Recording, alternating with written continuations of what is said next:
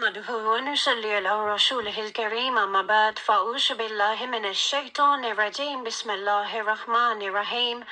آج ہم بات کریں گے خواب مردہ کا دیکھنے کے بارے میں. خواب مردہ کا دشمن کی شکست کی طرف اشارہ دیتا ہے. اگر آپ نے خواب میں کبھی کو خود مارا ہے تو اس کا مطلب یہ ہو سکتا ہے کہ آپ خود اپنے کوشش یا دعا سے کسی برے انسان یا برے حالات پر قابو پا لیں گے.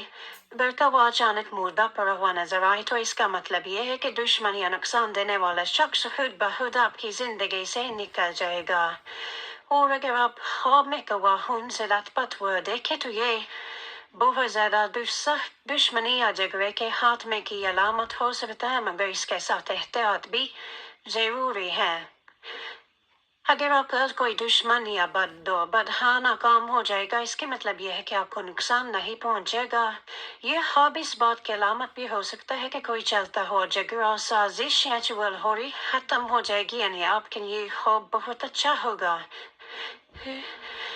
مردہ ہوا کو دیکھنا بعض اوقات آپ کے لیے کسی ممکنہ خطرے سے بچاؤ یا لڑتی طرف سے حفاظت کی اشارہ ہو سکتا ہے.